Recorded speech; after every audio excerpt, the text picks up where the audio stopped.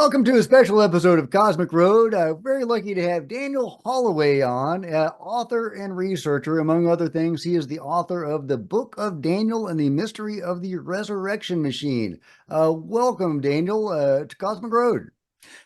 Thank you very much. Thank you for having me. I'm excited to be here. Direct me, oh wise one. What do we do? Where are we going with this today? Well, first of all, please hit like and subscribe, and let me know what you think in the comments below. Daniel and I found each other in an interesting way. It was actually my co-founder Sherry, the co-founder of my local MUFON chapter, that found Daniel. She had read his book and was very moved by it, very taken with the information that he provided. Interesting. And she actually reached out to him. She wrote him a snail mail letter. Apparently he was a little hard to find on social media, so she actually wrote him a letter, and he responded, and they struck up a dialogue. And I think he's due to speak at one of our MUFON meetings, and she thought he would be a great interview for the channel. I understand that he one of the things that he does is use numbers to understand the secrets of the cosmos. Tell me, Daniel, if that's accurate or not. It is accurate. I've always been a patterns person. If you show me a piece of plywood and I look at it long enough, I'll eventually be able to tell you which way it went into production. I mean, it's just like Rain Man. He was a numbers guy, and so you drop a bunch of toothpicks on the ground, and he sees that, and he counts. He's like 42, and you're like 42 what? He goes 42. It's like 42 what? He goes, there's 42 toothpicks. I'm not that bad, but I do see numbers in a similar way. And my mind apparently interprets numbers into things. So yeah, there's some truth to that. Okay, cool. And in his book, the Book of Daniel and the Mystery of the Resurrection, if you don't mind, I'll just read what it says here on Amazon, so Okay. viewers can get a little sense Oh, right on. of what it is. It says, an encounter with the mysterious little old man leaves an unassuming boy with an unfathomable message about a prior life, as well as an ominous warning about an ancient foe. In the process of recounting his angelic past, he embarks on a journey that will cost him everything. Finding the magic books of Belteshazzar, the man tells a story in the secret of a resurrection machine, an ancient technology that will literally open a portal to another dimension.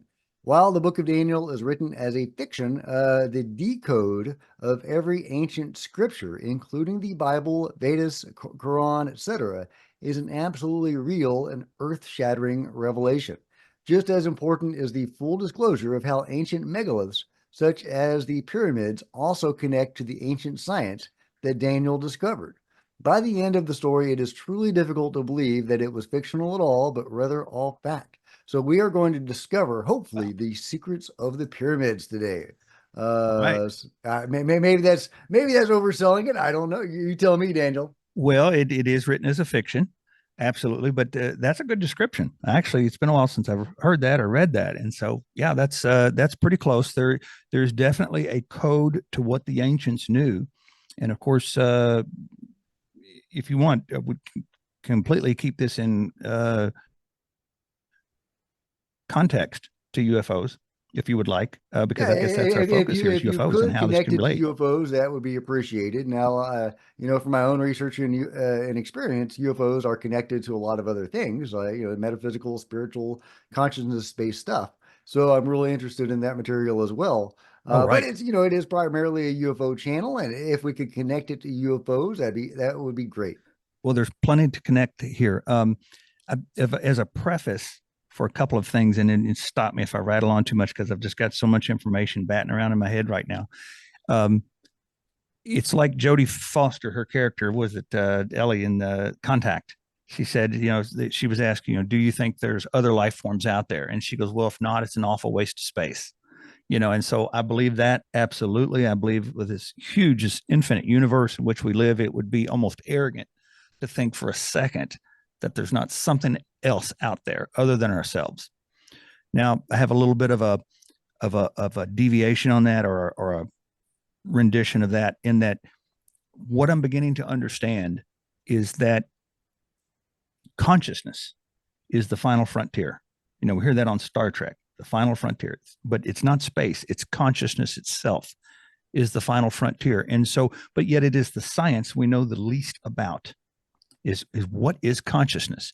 Already on this podcast, we've had all these thoughts, you and I both, and everybody that's watching, and there's so many facets to consciousness we really don't know much about. We see, okay, it's electrochemical signals, all right, but what I'm starting to see is we get into negative and positive ionic structure, and I will tie this into the UFOs.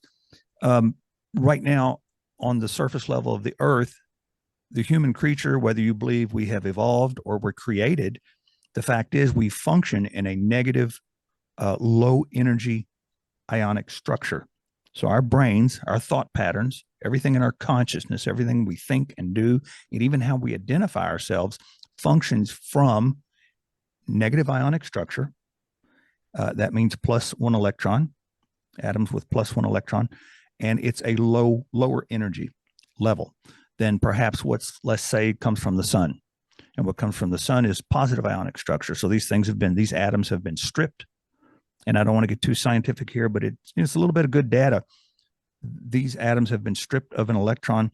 They're higher energy. We get into X-rays. We get into all this high energy stuff. So then what if, per se, we were forced to operate from a different electrical energy spectrum? What would happen to our consciousness? And then how could this affect other creatures across the universe?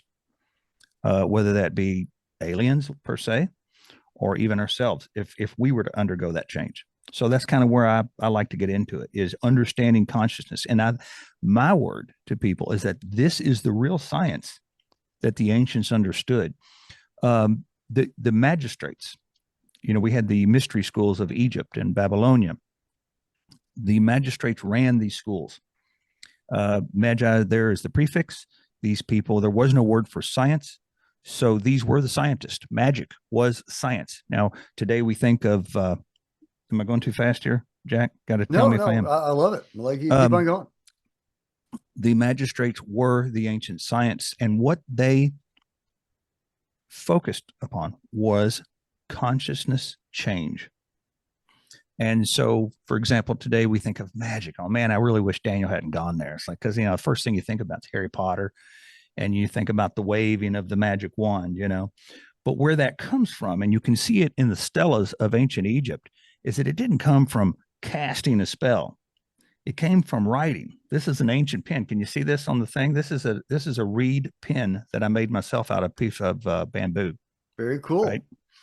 And so what they did is they wrote magic. They weren't casting spells. They were writing scientific formulas to achieve what they wanted. And somebody who was not in the know saw him doing that, and they said, "What are you doing?" "Well, I'm writing magic." Like, "Oh, well, he's casting a spell." Well, that came to this. And so you see how the myth began. And so we even see that the Egyptians wrote magic or wrote science. And so did the ancient Jewish priesthood, which was also run by the magistrates. Titus, the book of Titus in the Bible, chapter 3, verse 1 says, "Obey the magistrates," which is kind of self-serving. Obey the magistrates. So they were the leaders.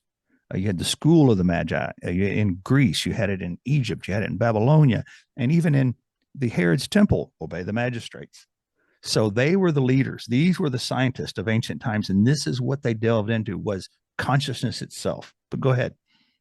Okay, so where are you getting this information? I'm sure viewers will be fascinated by what you're saying, but they'll want to know the provenance. So, no.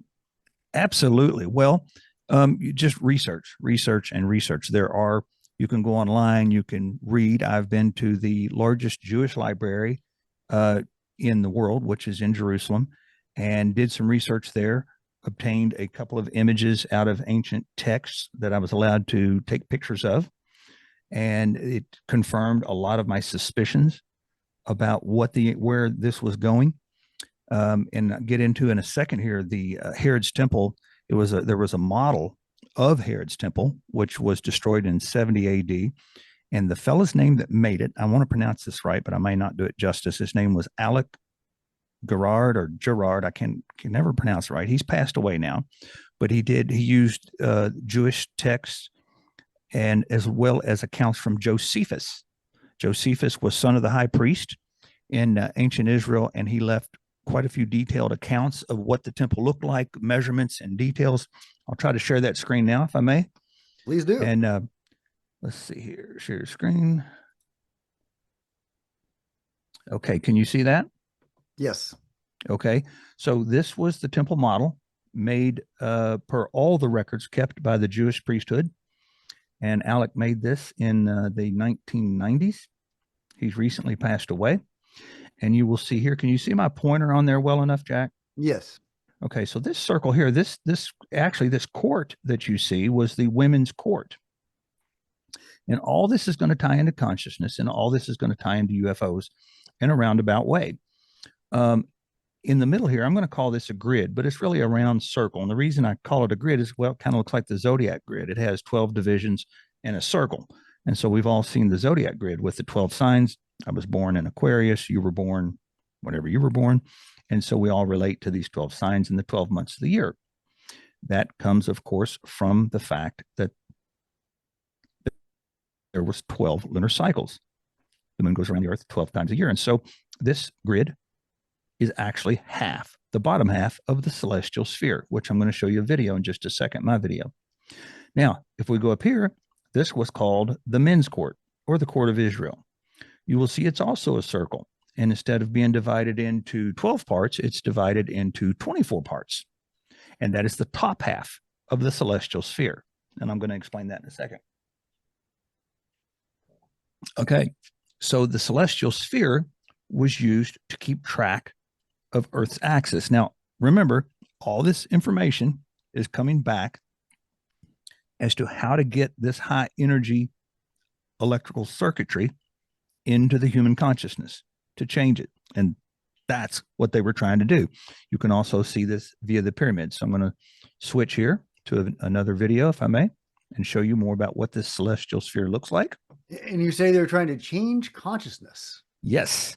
In the Bible, it says in 1 Corinthians 15, it says, as we have borne the image of the earthly, we shall also bear the image of the heavenly. But I tell you this, that this corruptible, talking about the earthly, cannot put on incorruption until this earthly, until this corruptible puts on incorruption. So they're talking about, and I may not have worded that right because I'm not looking at the Bible right now. But basically, 1 Corinthians 15 tells us about a change of consciousness. And so let's see here. I need to find my video. No, not that video. And the Bible tells us about a new creation and a new consciousness and what changes we will undergo.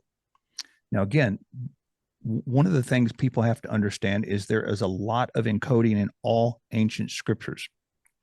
And it gets into why the Muslims pray 5 times a day, why Jesus was called the bright and morning star, and what that is about. Hold on here. I'm going to try to get to this thing here. Hold on.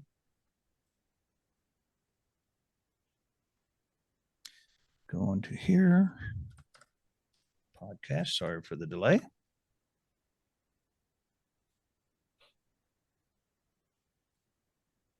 Okay. Can you see that? Yes.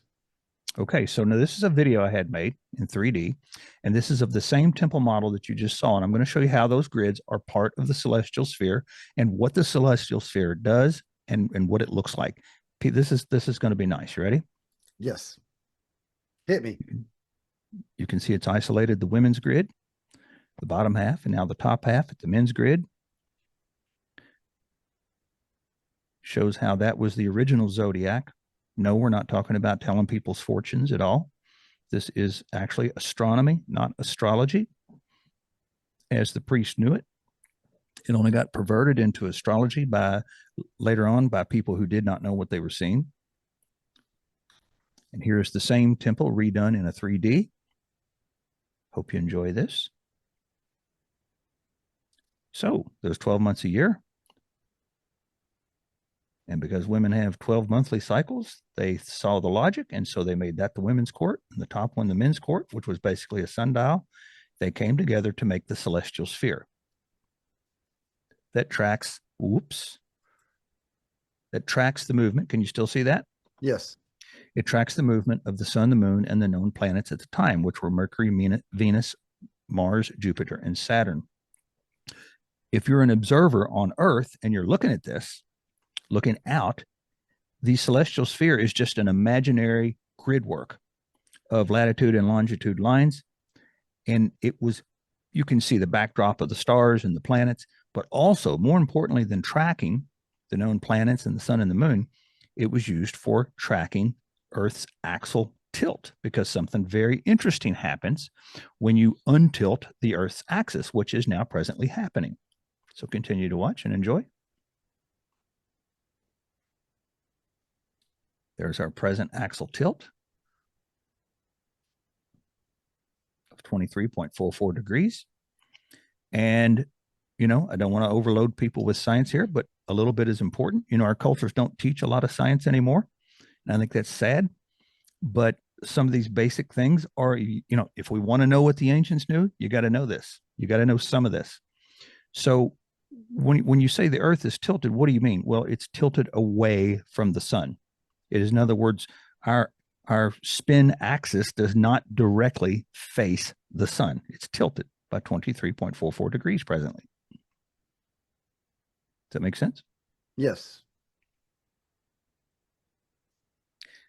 Now, the ancients knew that tilt is a bad thing. And if you draw a circle across the heavens with the axis projected into the heavens, you will see that there is a set of stars. Now, they're just stars. There's nothing wrong with those stars. But if you're saying that that axial tilt is bad and you want to symbolize that in your scriptures and in your mythologies, you need to make it something bad. And so they made it a serpent or a dragon. And that's why at the center of that axis, we have the constellation of Draco, which has been symbolized in all of your ancient things, whether it's the Bible, the Leviathan of Isaiah 27:1, or the dragon of that was tried to kill Ra in the Egyptian mythology, or you know, the Chinese dragon. In every ancient culture, there was a dragon or a serpent. Remember the serpent that deceived Adam and Eve? It's the same serpent. Okay, but they had to make it mythological for people to understand, to follow, because there's a very important reason to deceive people. Now, was there really a serpent in the sky or a dragon? No, it was a set of stars. That's all it was. There's nothing more than that. So we're looking for, you know, who was the serpent that deceived? Well, it was the devil. No, that was a way to mythologically represent something that they knew. And what they did, I want to stop for just a quick second.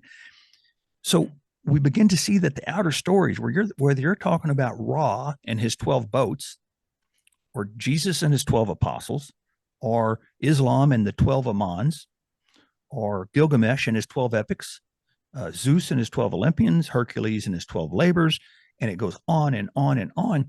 You got to see at some point that the story, the outward story, was a format, a framework to contain the celestial information that the ancients had. And one of the call signs of that information is that you will always see 12, which is a lunar cycle. You will always see 72, which is a processionary cycle.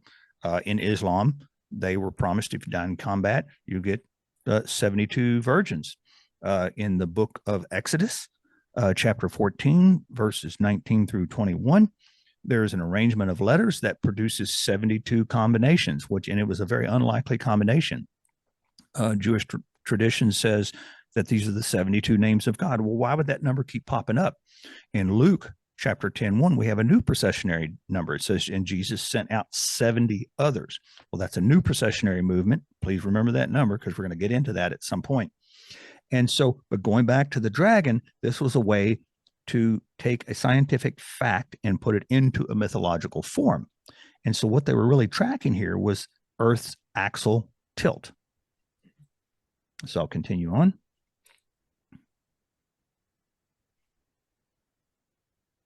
So we're talking about otherworldly intellect. And so you might wonder, if 6,000 years ago, how in the heck did people know that the precession of the equinox and the Earth's tilt? I mean, gosh, we're saying that the Earth, people didn't even know the Earth was round in Europe until what, the 1500s or something like that, much sooner. And now I'm saying 6,000 years ago, they already knew the earth was round, like a long time ago.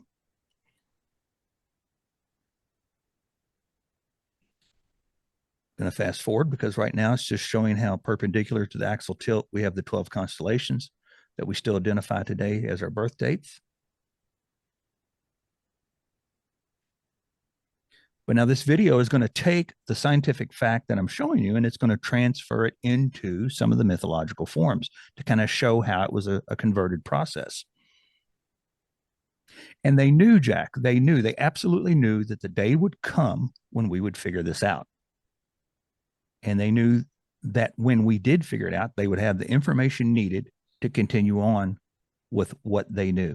And this information is not only in the ancient scriptures, but it's also locked into, in various forms, into the Giza pyramids, into the Mayan pyramids, the Aztec pyramids. So now we see the dragon become our mythologies. So is there really a dragon? No, it's a symbolized form of what they believe. Here we have Marduk, which was the Babylonian or Sumerian version. You can see it has scales, just like the dragon in Job was said to have had scales.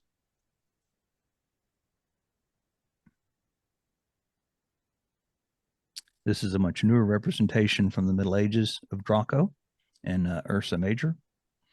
This is Draco is the beast of Revelation. You see it has 7 heads and 10 horns.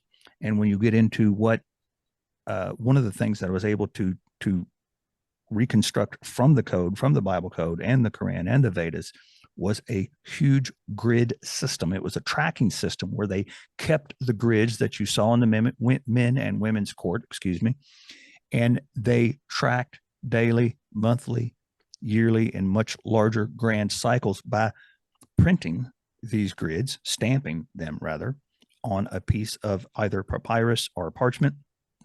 And they kept huge catalog for the sake of tracking Earth's axial tilt.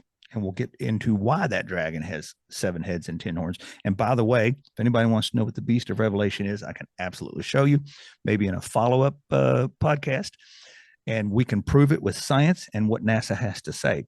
So you really think the ancients were encoding all of these truths as you see them in the ancient texts with yes, numbers? Absolutely. And that's why all the numbers, if we look at, and I'm not here to purposely offend people, but this might be offensive because what you look like, if you look at what Islam and Christianity has done since the beginning, they've done nothing but they've been at odds. If you ask a Muslim and you say, "Hey, what is the word of God?" He's going to like, "Well, the Quran." Duh. If you ask a Christian, he's going to go, "No, the Bible says it's the truth of God." Duh. You ask a Jew, and he's going to say New Testament, whatever. No. Moses, the law, the Torah. That's the truth. Y'all are just, been doing too many drugs or something. And then if you ask somebody from ancient Greece, and you're like, you do believe in Jesus and the 12 apostles, right? He'd be like, no, but I believe in Hercules and his 12 labors. So you can see that where are Lord Vishnu? Let's go to Hinduism. Lord Vishnu had 12 heads. You said, do you believe in Allah and the 12 Amans? They're going to be like, no, but I do believe that Lord Vishnu has 12 heads, if that helps you any. So everybody, according to how we're raised, we believe what we were given, our download, our program, we believe. And the only way that any of these religions connect, and by the way, they all connect on one level and one level only, and that is math. And the math throughout these ancient texts is identical.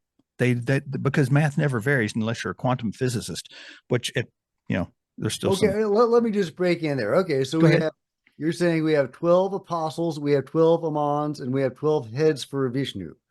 Okay. Is that right? Yes, and we also have 12 tribes of Israel. And 12 remember Moses so these are representatives of something to do with divine and divine authority. Absolutely. And it's all the same number.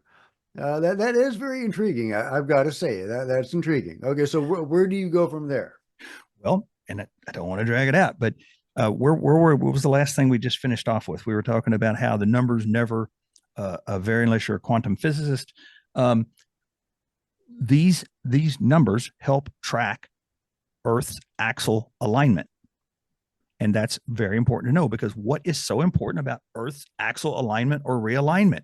Well, what it does is there is a magnetic reconnection point, aka a portal. Now, it's not a portal like you travel to a faraway place, but it's in lay terms called a portal, but it's a magnetic reconnection point between the sun and the earth, or between the two magnetic spheres, which is the magnetic bulb that surrounds the earth and also surrounds uh, uh, the sun.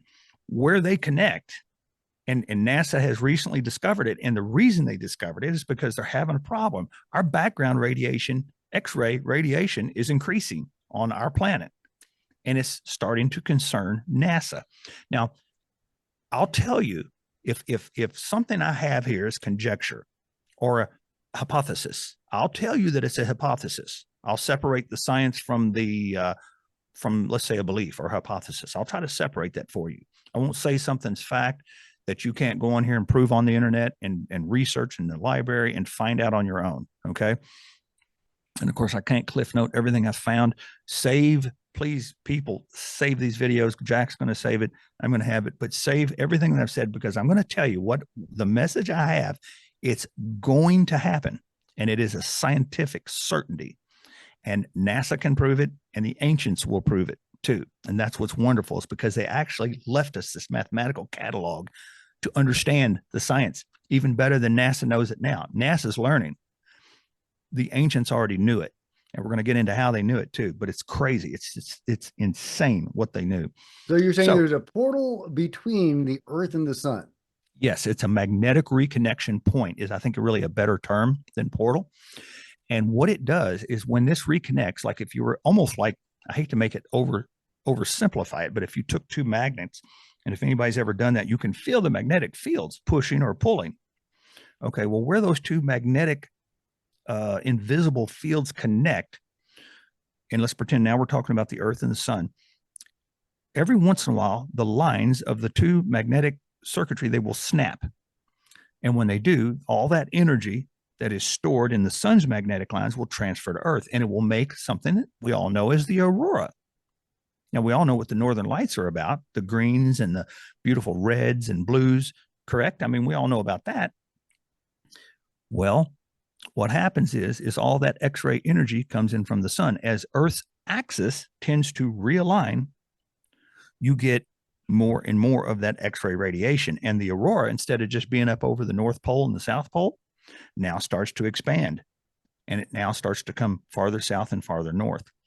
Eventually, as Earth's axis will retilt, and it does so on a 41,000-year cycle, as it does and starts to come back, it will become more and more prominent.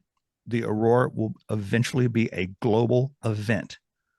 Now, the Bible labels this the glory of the Lord. And the glory of the Lord was as an emerald, as the Bible says. Well, what is the main color of the aurora? The main color of the aurora is green. And it says, and it has a sardian stone. Well, the second main color of the aurora is red, and the sardian stone is red. And so it goes through and it lists every color of the aurora as though it's the quote unquote glory of the Lord, but it mentions it as a gemstone. But really what it's telling you is about the colors of this super aurora. So, so you're saying there's going to be an increased an aurora. Is that right? And Sherry has told me a little bit about that too. How some of your research and information is that the aurora is going to grow to become global. Is that right? Yes, sir. It will be a global aurora. There is an event. Now I could share this screen, but I don't think we need to. I want people to look up, please, the Karen event of 1859. What evidence do we have that possibly, maybe, just maybe, is it possible to have a global aurora? Well, we've had one before. We had one in 1770 that was written about in Japan. We have one just as big in 1859 that was noticed around the globe. We had aurora that was so bright you could barely see the stars and the moon, and you could not even see the sun till later in the morning. You could see it, but it was greatly diminished because the aurora was so bright. There was so much static electricity from this electromagnetic energy, this positive ion structure, that all the way down to the equator, it was aurora day and night for 2.5 days. And now that was from a solar storm. That was not from axial realignment and an improved magnetic reconnection point. It was actually from a solar storm. The sun has this huge ejection. It comes out and it just hit Earth, just dead nuts, hit us. And just, golly, it was all this X-ray radiation. It overloaded our magnetic sphere. And people could read the newspaper at night without any exterior light. They could read the newspaper. I got this one fella in Baltimore writes about this mysterious white glow coming off the ground like a fog. Remember in the Bible when it says in Genesis, when it talks about in the beginning in Eden, a mist came up from the ground and watered the whole of the earth.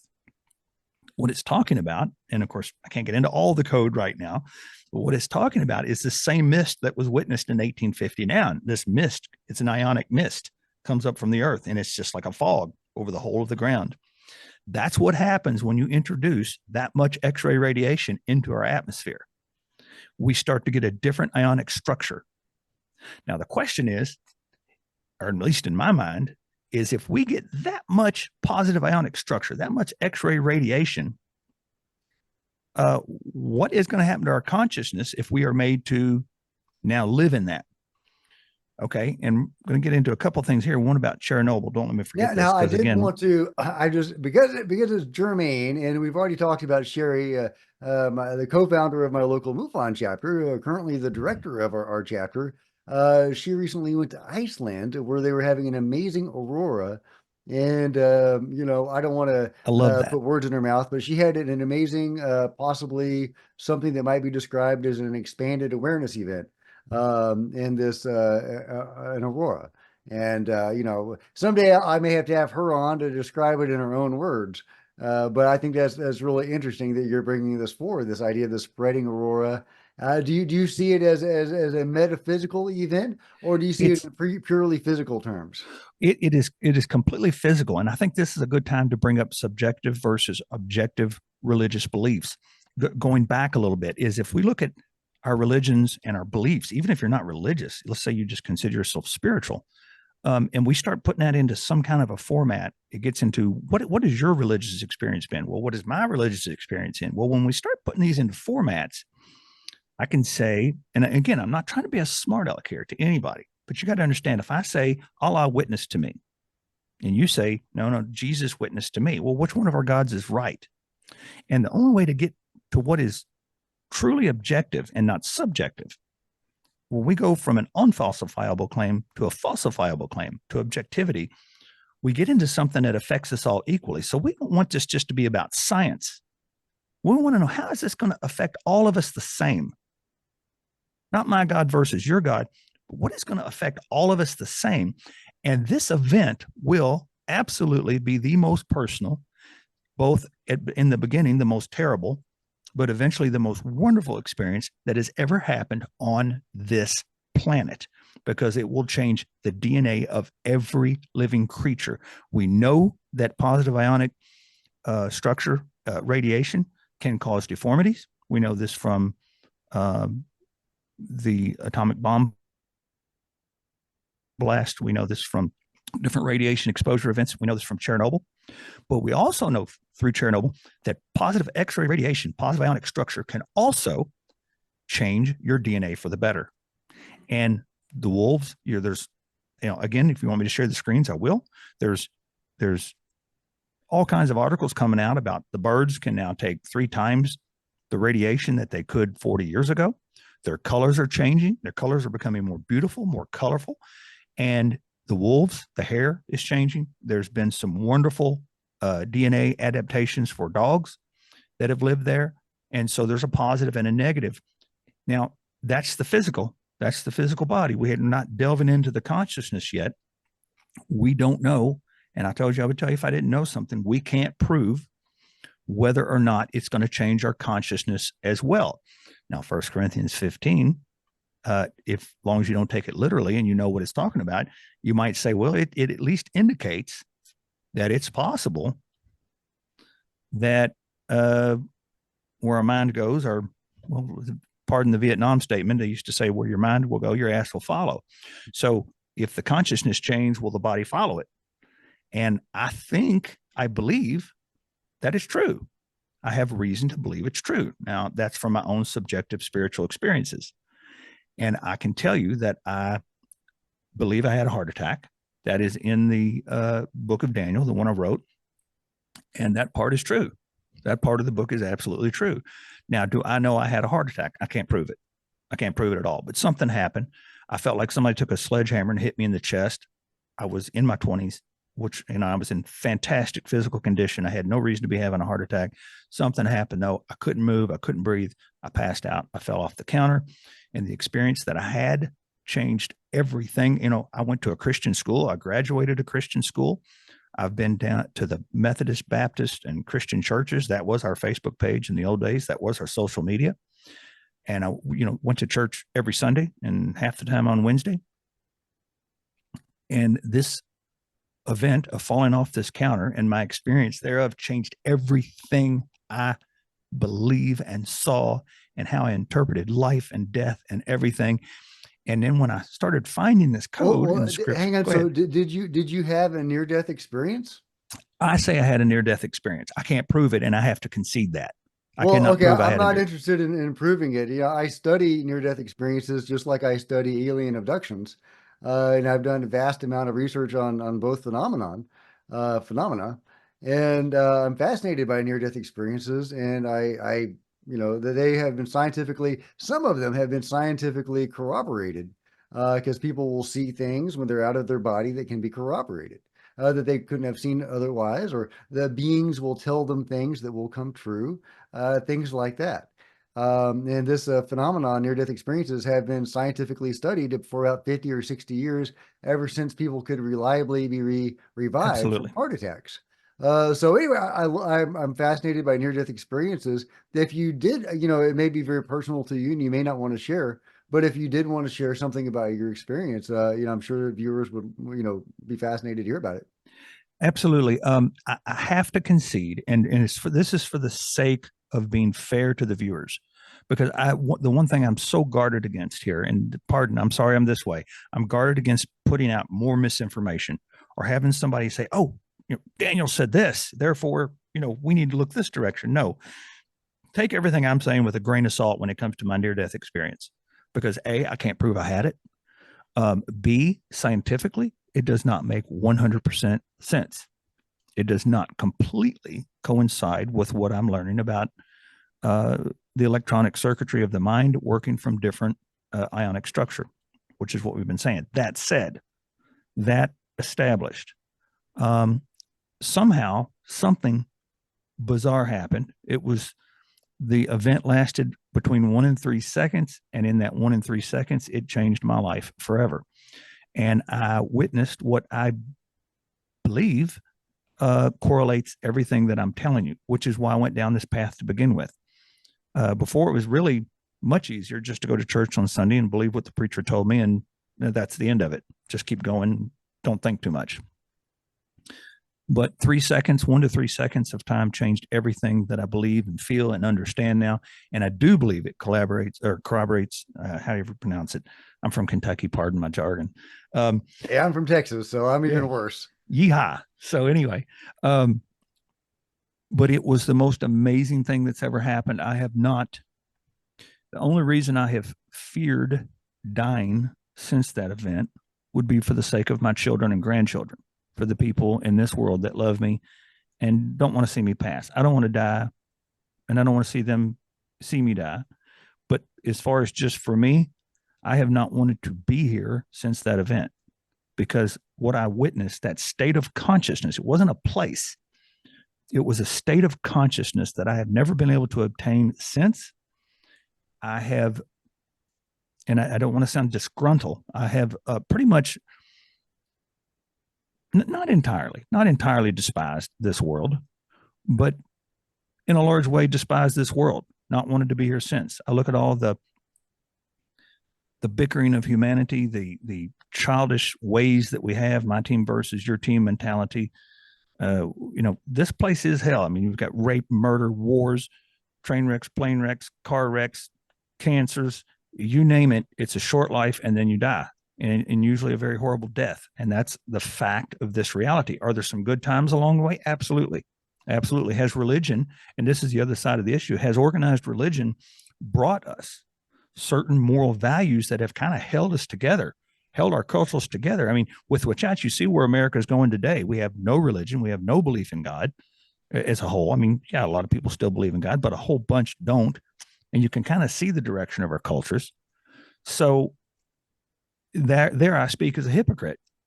I no longer like organized religion for the demon that I see it's been, the wars, the countless, the 30 Years' War, the countless jihads, the crusades, the Irish and Protestant wars in Ireland, et cetera, et cetera. And I've learned to kind of not like it at all. And that's a nice way of saying it. But on the flip side, organized religion has held our cultures together. And now you can see the result of not having it. You can see it in our, the lawlessness that you see today, even in America. The sky's the limit. If it feels good, do it. There's no mutual respect. No, yes, sir. No, ma'am. Yes, ma'am. There's just no basic respect. And that kind of ticks me off as well. But anyway, where were we? Talking about your near-death experiences and what you felt, before you talk more about that, if you wanted to, I just have to say that you're not alone in near-death experiencers who wish they were back over there. Mm-hmm. There are people that regret coming back. There are many near-death experiencers that really had to be convinced to come back. They were given the choice of whether they wanted to come back, I and love they that. were shown what would happen to their family and et cetera if they didn't, and that was really what convinced them. But they were ensconced in this love and this higher state 100%. of being, and they did not want to come back. And some have even said, well, they contemplated suicide to get back there, but they have been told and informed by beings on the other side that suicide is the worst thing that you could do. That somehow, we don't know exactly how, but it may harm you spiritually somehow. And it's so you're not supposed to do it. In this consciousness, in this, if I may interrupt, and you interrupt me too No, anytime you need I'm to. done. I'm done. In this state of consciousness that I find myself in now, it's a temporary fixture. We're going to be here for X amount of time, and then we're going to pass away. Everybody that's listening to this at some point will pass away, and that might be hard to accept because it's a part of the human ego. I think thinks it's going to live forever, especially when you're a young man. I can never be killed. I can never die. I'm going to live forever. And even though that's not logical, I think that's what our ego tends to tell us. We almost cannot imagine passing away. But because it's temporary, I hang on because I know it's going to be temporary anyway. And my day's coming. And when I'm gone, it'll be over. And until I'm gone, I'm going to give this message because this brothers and sisters, I'm telling you, this is not a religious belief.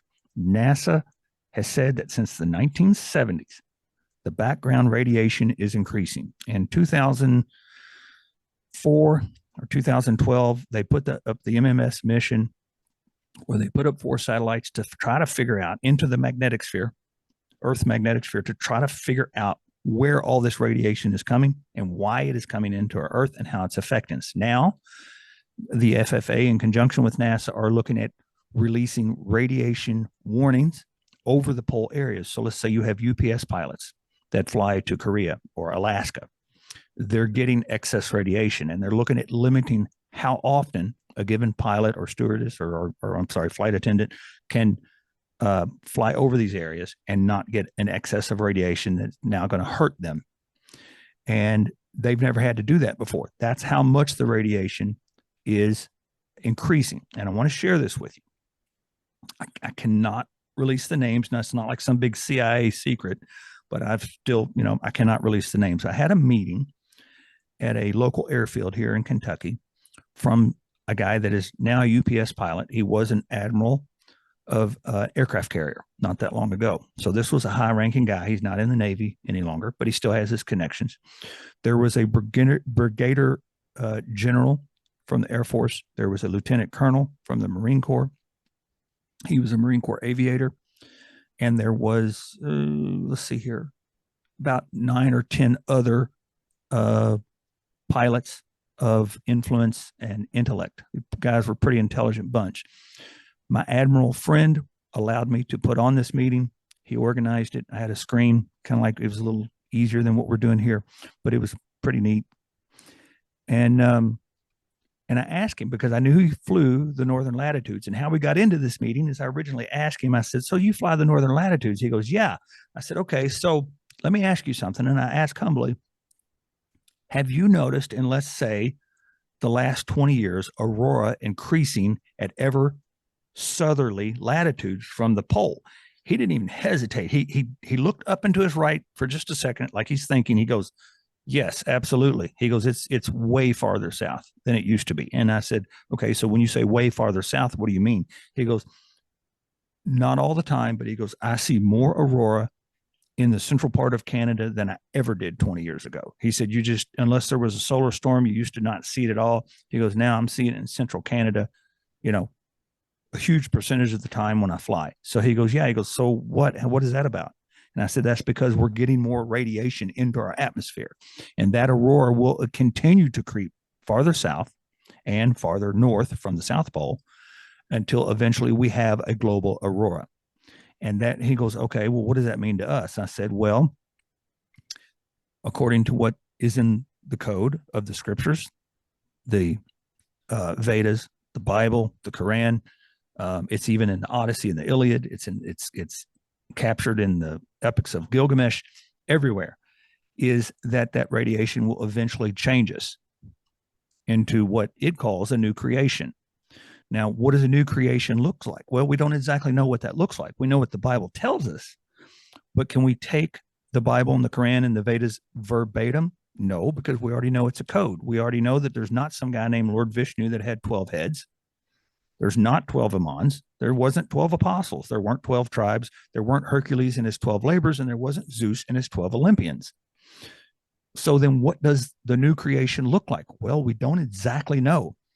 But what the promise is from the ancients is that it's happened before and it will happen again. And it will alter both your consciousness and your body. Well, we know from Chernobyl it can alter your body already. And we're not even that far into it. This is just from a nuclear accident. And it's altering birds and wolves. And so, but anyway, you go. Am I talking too much? I No, do no. that. What's causing this radiation? Is it increased solar activity? Is it what exactly is causing this? What you're talking about? Okay, well, it is the sun, and the radiation already exists in the sun all the time anyway. Has since the beginning of the sun. It's always a star. Then it emits X-ray radiation, gamma rays, sunlight, UV, all the spectrum of all the radiation.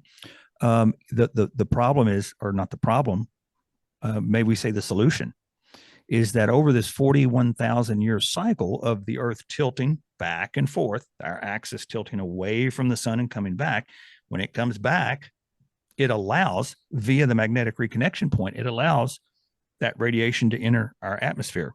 The last time this happened was 42,000 years ago because it's on a 41,000 year cycle. And so this is when all your cave art started because there was so much radiation. Man at that time, whether they were the Neanderthal or Cro-Magnon, there's some debate there. They had to literally hide in caves.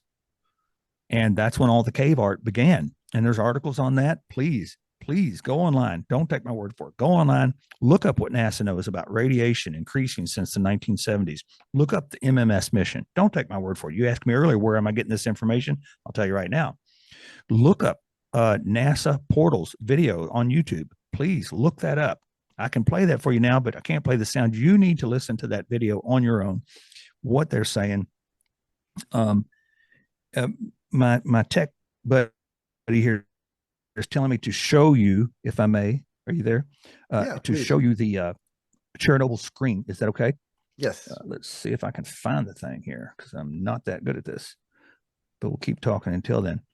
Okay, so you're saying that the Earth is going to tilt, and we're going to get more radiation that's going to cause a global aurora that's either going to kill or mutate us all into some sort of evolution. Uh, and when do you see that happening? What's the timeline? Well, according to the rate, I'll give you two things. I'll give you the scientific explanation, and I will give you what the ancients said. And by the way, they correlate. According to what science says, at the rate of axial movements, you can see how fast Earth's axial correction is happening, and you can do the math. This is something I want to show you. Can I show you a particular thing? I was going to show you the Yeah, stuff yeah, about please do. Chernobyl. I don't think I'm going to show you that now. I think what I want to show you is go back to those grids we saw in the temple. But the rate of axial movement is such that we're going to get to a point of about 23.06 degree tilt. Right now, we're at 23.44. So the difference between 23.06 and 23.44 is not even a half a degree. But when you're dealing with these things, apparently it doesn't take much difference. It only took a couple hundredths of a degree of change from 100 years ago till now to get this increase in radiation. So a half a degree of axial tilt change can be a lot to allow that magnetic reconnection point to function and for all that radiation to start flooding in. Remember Noah's flood? Let's talk about Noah's flood here for a second. Now, bear with me, and if you have to edit this out of the final cut, I'm fine with that because I would never be overly slow on purpose. I want to get to a point here. So here's something right here. Okay. Can you see that? Yeah. Let's see if I've got the right screen up. I hope I do. And I tried to prep this screen. See these circles, these series of circles? Yeah. These are the grids that you see. If you can look close, I'm hoping so bad your people can see this. These are the grids that you saw in the men and women's court of the temple that I showed you earlier. And this is how they catalog. You can see that they're an evenly spaced diagram. Can you see that? And tell me if you can't, Jack, tell me, and I'm going to give you some other information here that maybe will help you better. Can you see this? Well, I can see the diagram, and I can see circles with what looks like the Star of David in it, and Yes. various Now, flower-like structures coming off of it that I guess is, the confluence of the lines within the circles, and there's circles within circles, and yeah. okay, there's one circle I've isolated there. Now, the women's court grid, and that's the one we're looking at here, actually had two circles, but right now I'm just showing you one. Let me go back here again. Wait, one. Let's see here. We know from Da Vinci, because his grandfather on his mother's side was a rabbi. We know, and I'm going to try to find what Da Vinci did. Here we go. Okay, Da Vinci made this. You see the same series of circles. Yes. See that? Yes. This is called the lilies of the field or the flower of life. All the ancients tracked the celestial sphere. Again, what are these circles? These are different halves of the celestial sphere, which tracks axial alignment. So we think this is just a bunch of circles. It's not just a bunch of circles. This is the celestial sphere and the repetitive cycles. If you look at it close, you can even see one center circle here. And now you can see other circles, bigger circles in the periphery. I don't know if you can see that or not, but if you ever look at Da Vinci's work, you can see it. So this is a catalog. Now, these aren't numbered. They have no other data on them, but Da Vinci may not have felt at liberty to do this and not end up in a Spanish Inquisition type situation where he got killed. So he just gave base information. And it was kind of an in your face. I know the truth. And we're going to get into Vitruvian Man too. Even if we don't get into it on this episode, we'll get into it. I would love to have a follow-up with you if it works for you. If not, I totally respect that, but I would love to have a follow-up on the details of the grid system. Well, this is fascinating stuff. So, yeah, go ahead. but you never answered the question, what timeline are we looking at? Oh, you're right. I didn't answer that. I'm sorry. I see how I get carried away. We're looking at about 850 years until we get to what appears to be a critical mass event of 23.06 degrees. Now, that's kind of a bummer for people. It's like, well, wait a minute. I don't want to wait 850 years. I'll be dead by then, right? But it's a message that it's coming. Don't give up. It's on its way. And you see this as a good thing. Oh, it is the Battle of Armageddon. The Battle of Armageddon, we're still looking for a physical thing in this physical state of Israel. That was just all the code. No, the Battle of Armageddon is the battle of a dual consciousness within us. We have one consciousness now, I'm Daniel. I live in Kentucky. I'm a male. I have this many children. I have this many grandchildren. I, you know, I climb and cut trees for a living. I do this, and you're Jack. You're there. You do this. You do that. This is your life. You're in Texas. That's our physical identities. The new identity knows none of that. It says, "For in that day we shall be as the angels in heaven, having neither male or female, Gentile or Jew." So the identities are erased. The identities will be erased. The physical identities will be erased according to the scriptures. Now, again, I can't prove that, but that's what they're saying is going to happen. But you can certainly look at people not even know which bathroom to use anymore. And you can certainly, but people are confused. If it was Well, just in the a United, lot of people talk about the ascension or humanity entering, the fifth dimension, the age of Aquarius. There's different exactly, terms for it and different ideas about how that would look. it is Uh, the age of Aquarius because that's when it happens. And we're entering through the processions, we're entering the age of Aquarius now. So it's ironic that song would come into existence. I love that song, by the way, the age of Aquarius, right? so it's You a like good that? song. Oh, I still listen to that. I still listen to that. But go ahead, go ahead. So we're looking at 850 years, and consequently, uh, everything I can find in the code is pointing to it just darn near that exact timeline. It coincides with the rate of axial precession. Now, why 23.06 degrees? Do you want to know that part, or should I go on to something else? Well, you might still be sharing your screen, so I think they might be Oh, looking I'm sorry. at This is this from the ancient static temples. image. So This maybe we is can finish that first. okay. Well, this is from ancient Jewish temples. And one thing you see here is circles. You see the five-sided star. You see the Star of David that we just saw in those conglomerate of grids earlier. And so you see the little flower of life that you also saw in that prior picture. In whoops, stop. Okay, let me go back. So what's the flower of life?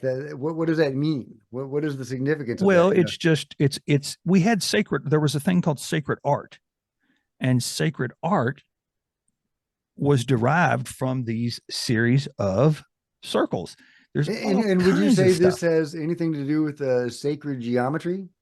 Oh, absolutely. Sacred geometry and sacred art are one and the same. There is no difference. I'm going to share this. This is the foo dog from the Chinese. And of course, you see, they knew there was a globe and they printed the circles, the repetitive cycles of the celestial sphere upon it. You see a little in the middle. Can you see that little flower? Yeah. It's still got a central circle with 1, 2, 3, 4, 5, 6, just Okay, like I the believe flower of you. This life has been does. represented in various pieces of art. Even Da Vinci was drawing this. So what is the significance of it? Well, it's just geometry at this point and art, but it gets deeper. There's zero way in this episode, and in the next two, we're going to be able to cover all the information. So I'm just giving you the basics. But right now, it's just fun realizing that when you put these grids together for the sake of tracking the Earth's axis, that you also come up with this really cool ability to use the existing line data and come up with all this cool geometry and this cool art. That is one facet to it. That was a cool piece of art. That was cool. The grids were represented. I'm going to show you this. One of the representations in the Bible is the grid was represented as a spider's web. There was actually four grids. Two grids represented the celestial sphere as it represents Earth's axial spin. Two other grids represented Earth's axial tilt and wobble because the Earth tends to like a top, it spins and wobbles. The wobble that threw the poles off was seen as a bad thing. And so this is one of the grids that represented the Earth's wobble. And of course, in the Bible, it was symbolized as a spider's web. Another symbolized part of that would be millstones. Not too hard to see. I'm just saying, when you read, you got to see the code because it's there. Remember the chariot wheels that fell off the Egyptians' chariots? This is what it was really talking about. It really wasn't talking about any kind of chariots chasing anybody across the sea that did or did not split.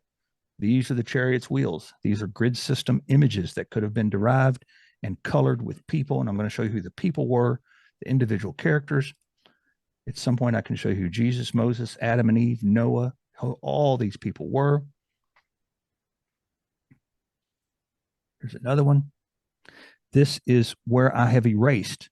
Here on the left side, this had a central grid with 12 grids around the perimeter, and I erased all the line data except what I wanted you to see. And it creates something that looks just like this millstone over here on the right. So you can see how they used the real to symbolize the science. So anytime you see the word millstone in the Bible, this is what it's talking about. It's talking about a central grid with 12 or 24 grids around the periphery. Okay, now a lot of people's ears are going to have perked up when you said you're going to show us who Jesus is and the others. Are you Absolutely. saying that they are not real individuals, but they are representative of something? They're absolutely representative, as was any character in Islam, Hinduism. I mean, you might offend somebody that's from India and is into Hinduism. You might offend them if you said Lord Vishnu was a symbolic character. He was not real, but it wouldn't offend you if we're as Christians. It wouldn't offend us at all. Let me show you who Lord Vishnu is according to the grid system. And again, I'm abbreviating data here because you don't have time to see everything.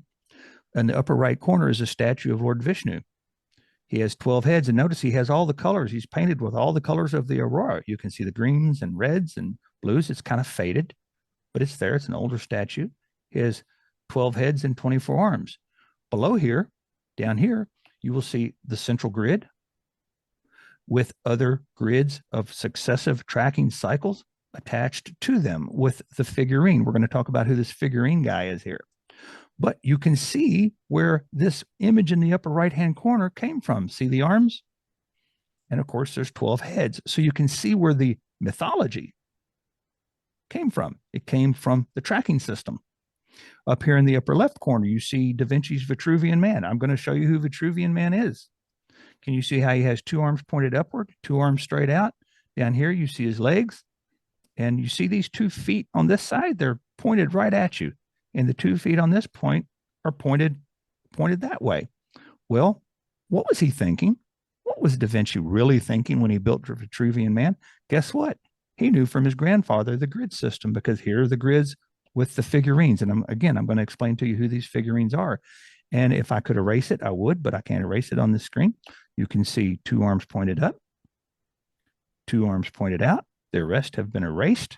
Down here in the leg section, you see this foot pointed directly at you, this foot pointed directly at you, this foot is pointed up and to the right, and so is this foot. And you erase all the other line data, and bada bing, bada boom, you get Da Vinci's Vitruvian Man for the first time in history. First time in history, you now know who the Vitruvian Man was and what Da Vinci meant by it. This is where he got it. This is exactly what Da Vinci knew. He knew about the grid system, and that's why he made the flowers of life, because that same data from tracking the Earth's axial alignment came from the grid system I rediscovered. And I didn't discover it. I put it back together knowing the numbers, because I'm a mathematician. I'm a patterns guy. That's what I do. I'm Rain Man. I see patterns. When I read the Bible now, or the Quran, or the Vedas, or any other ancient text, I don't read stories. I read data.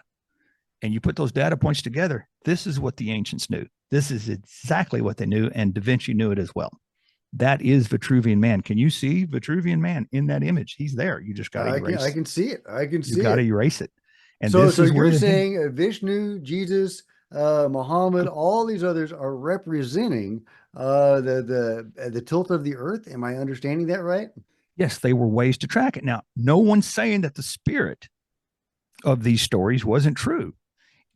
Now, here's where, and again, I'm a hypocrite. If you ask me, do you believe in Jesus or not? I would say, you know what I would say? Say, well, I used to believe in the physical story, the history story. I don't anymore. But you know what I do believe in? I still believe in the Spirit of Christ. I still believe in the Spirit of Christ because I know the story. And what they were saying is something new is coming. But you know where Christ died in reality? Not in Israel 2,000 years ago. That spirit died and was entombed in humanity. 1 Peter 3:8 says, know ye this, brethren, that a day is 1,000 years, and 1,000 years is a day unto the Lord. Well, they just gave you part of the code.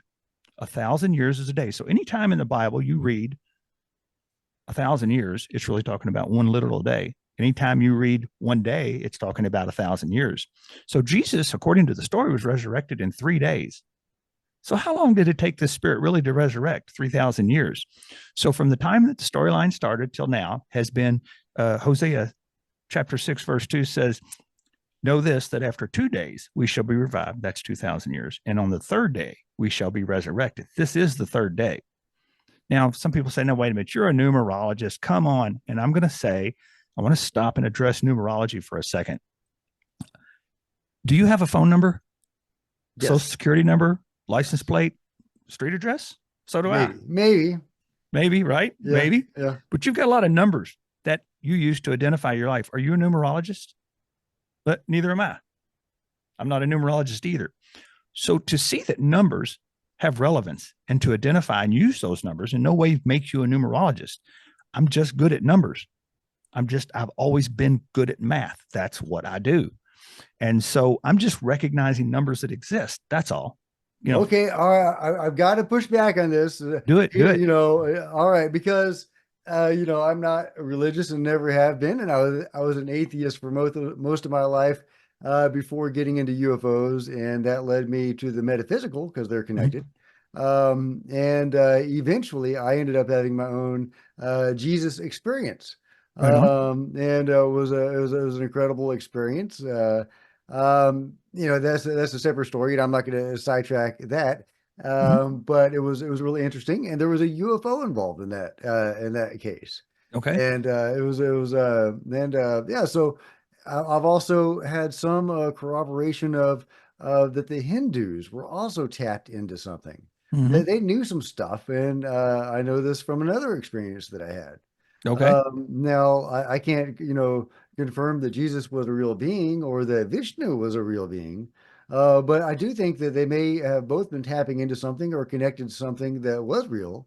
Maybe Jesus was a real person, and maybe this, whether it was, according to the scripture or not, but maybe this was these numbers were overlaid on a possibly a real story to Okay. give it more significance. Is that possible? It is, and I say this with all respect because I already think you're cool as hell. I like you. You seem like a genuine, super nice guy, and I so appreciate you letting me be here. So I would never say anything disrespectful. So that needs to be established. I think we look through the filter of our upbringing, both See, religious, I cultural, wasn't and raised a Christian. I was an atheist I, all my life. I don't have any faith or any belief. I only have my own experiences and a lot of research that I've done. well, But I think I have absolutely no faith in anything. okay. But I have experiences that let me know some things are real. I don't know what that is. I wish I did. Mm. But And I do believe there's something real. I do. there is certainly more than the 3D reality that we live in. I think so. I think so. I know I was raised a Christian. Like I said, I went to church the first 2.5 decades of my life all the time. Our Facebook was the Methodist, Baptist, and church, Christian churches in the town we went from. So we visited all of them equally. We weren't that indoctrinated, but so we went to each of them freely. I graduated a Christian high school. For a short amount of time, I went to a Christian college. I was as Christian as you could get, and I would preach at funerals, and I preached the gospel as I had been taught. And then this event happened, and it just turned everything on its head. So I'm by no means an atheist. I'm only an atheist if you ask me if I believe in the history stories in the Bible verbatim. I would be like, okay, then call me an atheist because that's what I am. But I consider myself a far superior believer than what I used to be. I believe in God. I don't believe, I know. Carl Jung said that once, and I can say the same thing. I don't believe. I know. I know there is something better, and I know that something's coming. Now, can I prove the consciousness part of it, the consciousness change? I cannot prove it. And again, I have to concede that, but I can prove both scientifically and from the ancient records that they left us that it is absolutely going to happen. And I believe it. You're asking me if I believe something. Well, I'm telling you right now, I believe it's coming. And I don't believe it's a fluke. I don't believe it's out here in left field. I think the evidence is that the aurora, or quote unquote glory of the Lord, is increasing. And you know, it's happening. It's happening, and I believe it with all my heart. Now, some people say, well, we all need to believe something, or maybe you just want to believe something. That's possible. It's possible. I think the universe loves to beat me up. The universe has just loves it when I go out on a tangent earlier in my life and would believe something. Well, I wonder if this is true. And I'll go out there on that limb and I'll follow this new thing, right? And the universe is like, I'm going to just let you follow that until it just absolutely beats you up. And I would fall flat on my face with that belief. And he's like, okay, now you're going to come back to the center. Then I would go out this way on another tangent.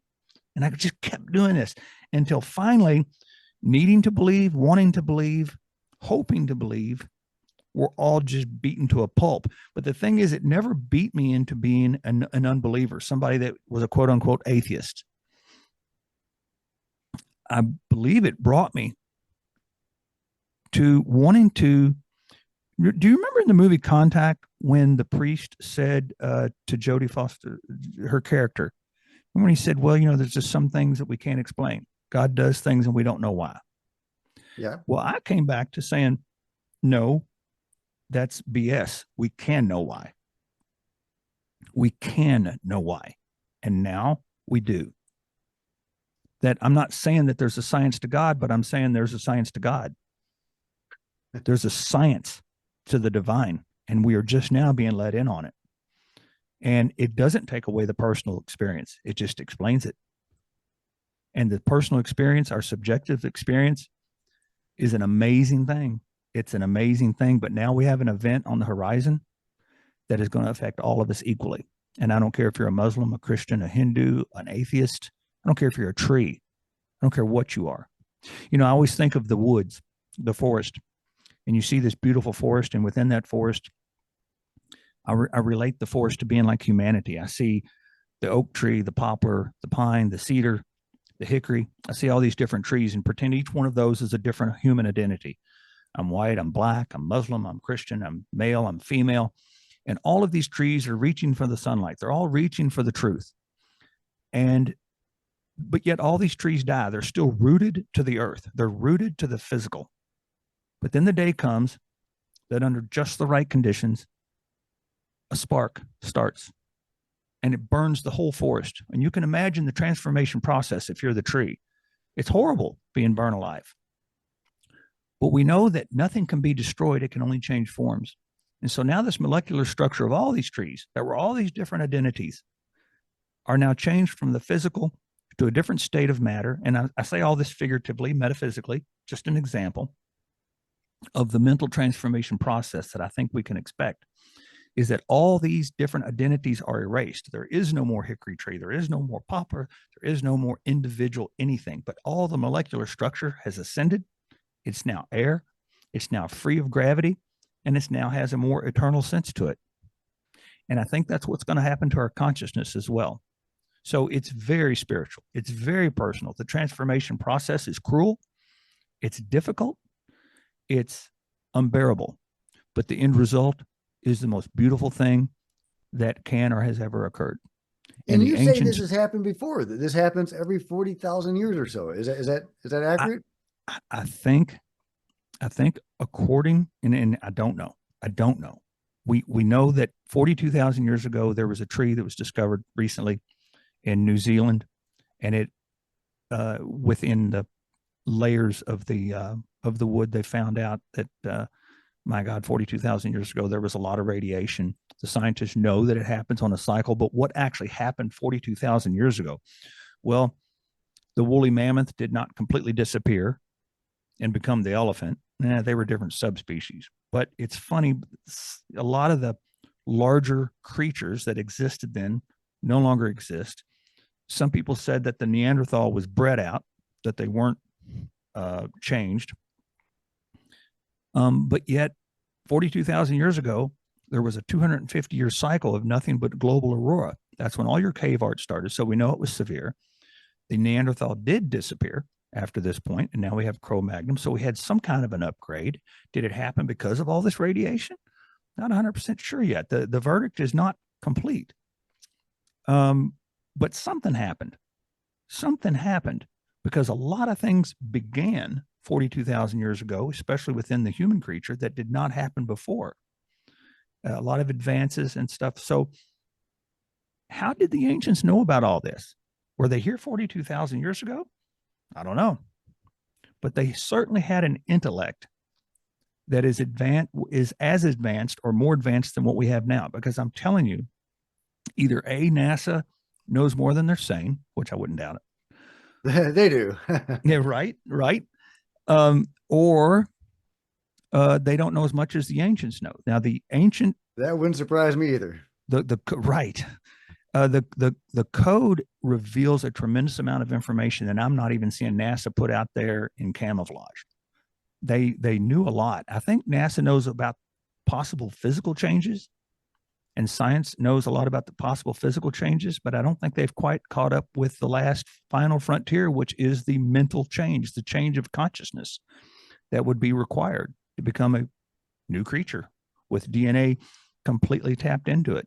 And so that's my take on it. Yeah, interestingly, one of the founders of NASA, Jack Parsons, was famously into magic, and he and his Ah, buddy L. Ron Hubbard were actually disciples, like actual disciples of Aleister Crowley, can you and expound on that some? Because I've never heard this. I love this though. I love this. Oh, you've never heard that before? Jack Parsons No, and L. Ron Hubbard? Yeah, they were no. best buddies and they did magic together. They did one big ritual right before the Kenneth Arnold sighting, actually. And some have even said they were may have been connected. I don't think that's true, but yeah, they were good buddies until L. Ron took off with Jack Parsons' wife. Oh, Yeah, yeah. really? Yeah, but yeah, but they were magicians. They were acolytes of Aleister Crowley. Like they trained under him. They knew him, and yeah. So one of the founders of NASA was an actual acolyte of I Aleister had Crowley. no idea. I love when you tell me this stuff because when it comes to anything UFO, you are so far ahead of me in knowledge. And so I love to hear this kind of stuff. I had never heard that before, Oh ever. yeah, well it is interesting the connection between magic and NASA, and what are they hiding? I would love to know. Uh-huh. Right. Is any of that still going on? Okay, I've got some questions for you, Daniel. Lay it on me, brother. I would like to finish up within 20 minutes, but I have so many questions for you, and I'm afraid Okay. asking you another question is, you're not Absolutely. going to have time to answer it. But all right, so we've promised people we're going to tell people about how this connects to UFOs and how it connects to the pyramids. Absolutely. Is there anything you could tell us, for one or the other, whichever one you want to get started on? Keep me on track here. Let's start with uh, I know other, that's a big pivot. Okay, it is, and I'll I try don't to want to narrow it down. derail your thought, and Well, listen, brother. if we need to address that in another interview, absolutely.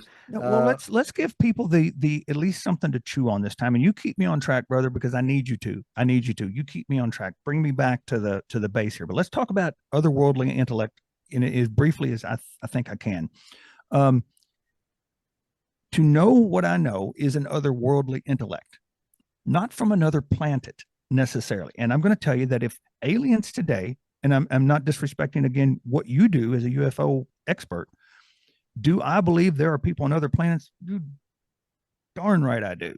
Absolutely. I think it would be just total arrogance to not believe it. But I can tell you this, based on what I know, based on what I know, if Martians or somebody from Alpha Centauri showed up here today, that would completely rack religious beliefs. Some of your religious people would be saying, no, they're devils, they're demons. That's what the Bible warned us about. They're demons. some Other people do. would be saying, no, it just completely shoots organized religion in the head because remember, we were supposed to be the center of the universe, which is an implied, not a directly stated, but an implied thing of a lot of religious people.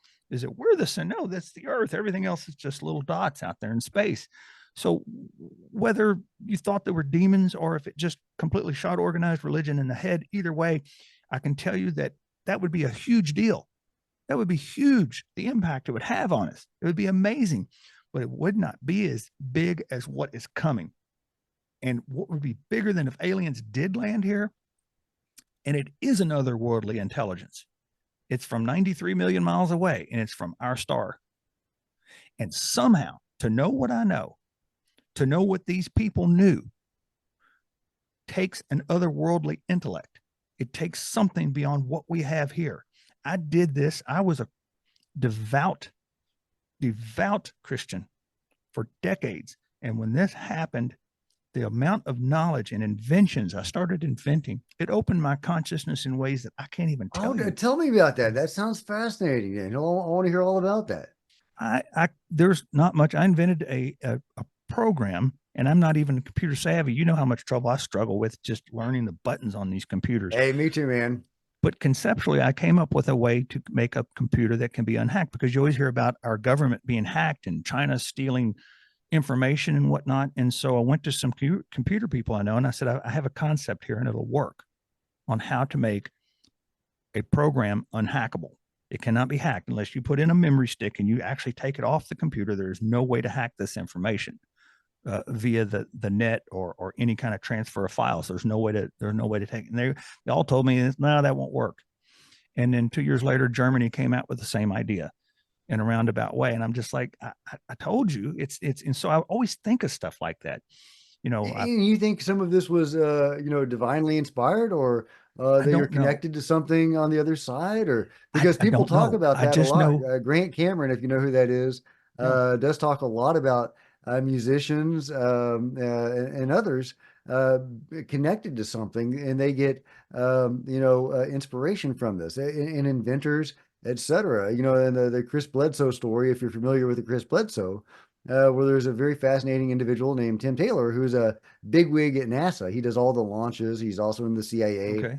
Well, he seems to be connected to something on the other side, and he is an amazing inventor. And he apparently gets these inspirations from his connections with something in some other dimension or plane. Did And you feel like that's an influence on yourself? I know you it have a was more grounded view of these things, and I appreciate that. But at the same time, you've had this amazing experience, and I have, and it is somehow connected to falling off of that counter.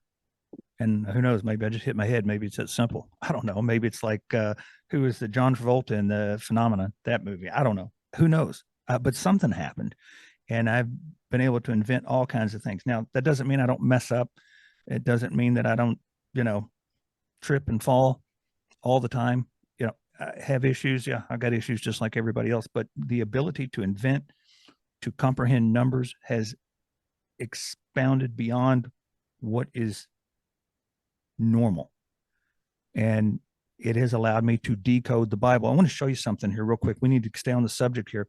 This is just something I want to show you on the screen. And God, I don't know if you can see it. This is uh, a paper drawing. This is a printout of the recreated thing called the wisdom wheel. No, okay, it is not there's a a Ouija glare board. on it. Can you rotate it just slightly? Can you? Okay, there we There go. you There we go. go. There you go.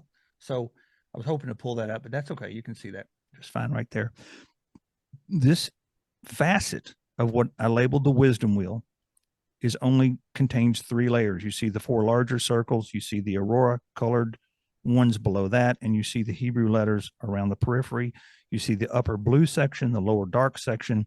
These are like 3 or 4 layers. There's other layers to this. Have you ever heard of the Antikythera mechanism? The, Yes. okay, that was the calculator, the Greek calculator that had 37 or 38 gears that was found off the coast of that island. Is it Antikythera? Is that how you pronounce it? And it was, I'm notorious for pronouncing things wrong, so I'm not yes, going to. I'm not going to give again, that a shot. But they. pardon me for that, but this is the, uh, I'm not going to say Jewish, this is the biblical version of that. The Greeks had it. I'm pretty sure the Egyptians had it. I don't know they had it, but I'm pretty sure they did. They did have a grid system, a tracking mechanism, and this is the Hebrew one. This is recreated from knowing the code and decoding. I will tell you this: there is not one word, sentence, verse, chapter, or book in the Bible, or the Quran, or the Hindu Vedas that were created without one of these. They were all mathematically designed verses, chapters. John, sat on the island of Patmos and wrote this. No, no, that's not what happened. One of the figurines in the grid system that I showed you, one of those figurines, we should talk about that sometime. Who were these figurines to know who Jesus and Moses and Adam and Eve and all these people were? Who were they and how did they get to be part of this schematic. But anyway, John was a figurine in here. So this is what wrote those scriptures, not some dude on an island. This is what wrote it. It was written one letter at a time. Every hour on the hour, the position of the planets changed function, gravitational alignment. It was tracked within here. The precessions were tracked. The 70 and 72-year precessions were tracked. The colors of the aurora were represented in altitude function. The grand cycle of the sun, that's the larger yellow upper circle, was a 532-year cycle. The lunar lower cycle was that of a full moon. It was represented on a 519-year cycle. Remember the four rivers of Eden? And how there was a river that parted and became four heads? Those four big circles are the rivers of Eden. I'm showing you the Garden of Eden. It was a code. Remember, it wasn't a real story. This is the Garden of Eden. We can show you that in another episode. I'm going to lay this down and try to stay back on track. So what were we talking about? So, but if extraterrestrial life came to this planet, it would not, as huge as that would be, by the way, and I concede that, it would not be as big as what's coming, because what's coming stands to hopefully change us into a new creation. Well, and a that is the global promise. aurora that will kill or evolve everybody and everything on the planet. It is hard to get bigger than that. That's pretty big. That's pretty big. But you know, a lot of the UFOs don't seem to be, you know, nuts and bolts, you know, Martians, you know, from Mars necessarily. A lot of it seems to be more metaphysical in nature. Mm-hmm. And you know, some people think, you know, they're higher dimensional beings that manifest into our reality, and even more spiritual in nature, if you will. And that some of these beings might have a hand in this new phase that you're talking about, the age of Aquarius, the ascending to the fifth dimension, and upgrading humanity. Those are the sorts of things that some That's the same subsection. motive I think we have here, is this upgrade to this fifth dimension. So whether you call it the fifth dimension or we make it a metaphysical paradigm, whatever it is, we're talking about an upgrade here. And I'm just putting a little bit of science to the theories, to the spiritual theories. And also, there's some evidence that they do work on or work with sacred geometry. That the beings, you know, do like sacred geometry, and they may have even tried to impart that to people. Yes, and I love that. I really, God, I've had the best time doing this. I really hope we can come back and revisit this, because we can have more fun. We can do a whole episode just on the sacred geometry. I have more drawings, more schematics, and you'll see the sacred geometry. It's not just like, oh, well, you just made this up. It's like, no, it's here. Look at the line data. It's right here. It's cool as heck. And you can see all the stuff. But now you wanted to go back to the pyramids. Am I correct? Always want to go back to the pyramids. Let's talk about the pyramids. Okay. So the pyramids, this is where I've got to show you a little bit of sacred geometry right now. And I'm going to show you something about Noah's Ark, because there's really no better example than Noah's Ark to understand something really deep about the pyramids. I've got a question. May I ask you, may I represent not the Egyptian pyramids for right now? Can we go to the Mayan pyramids? Is it okay to approach it from that angle? Absolutely. Okay. Here is a series of grids. Let's see here. Can you see that? Yeah. Okay, so these are the same grids. Again, not to be redundant, but so that people are keeping up. These are the same two circles that were in the men and women's court of the Jewish temple.